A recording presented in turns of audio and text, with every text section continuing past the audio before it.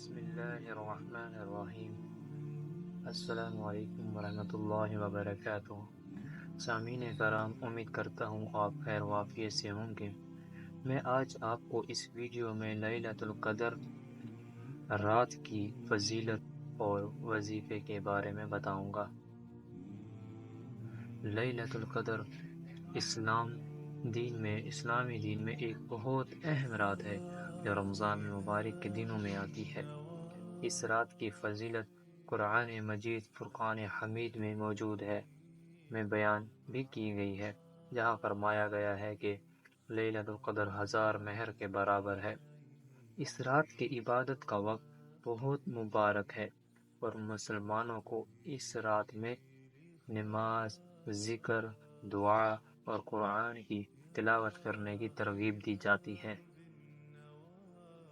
اس رات کی فضیلت کی بنا پر لوگ اپنے دل کی خواہشات اور مسائل کے حل کے لیے بے شمار دعائیں مانگا کرتے ہیں۔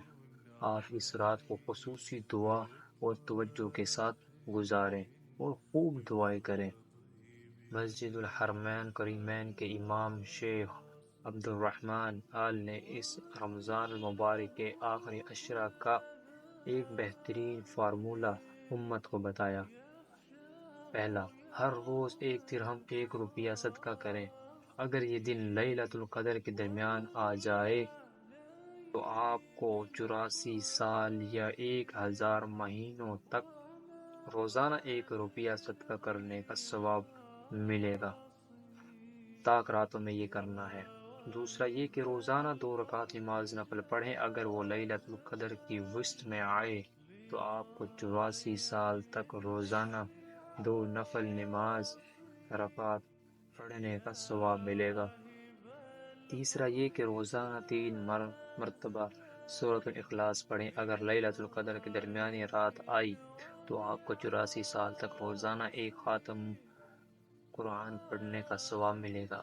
انہوں نے یہ بھی کہا کہ ان باتوں کو لوگوں میں پھیلا دو، جو لوگ تمہاری باتیں سنیں گے اور عمل کریں گے تمہیں بھی ان کے اعمال کا برابر کا اجر ملے گا انشاءاللہ، کیونکہ رسول اللہ صلی اللہ تعالی علیہ وآلہ وسلم نے فرمایا کہ نیکی کی رہنمائی کرنے والے کو عمل کرنے والے کے برابر اجر ملے گا، لیکن عمل کرنے والے کے اجر میں کوئی کمی نہیں ہوگی۔ یہ مسلم کی 2674 حدیث نمبر ہے۔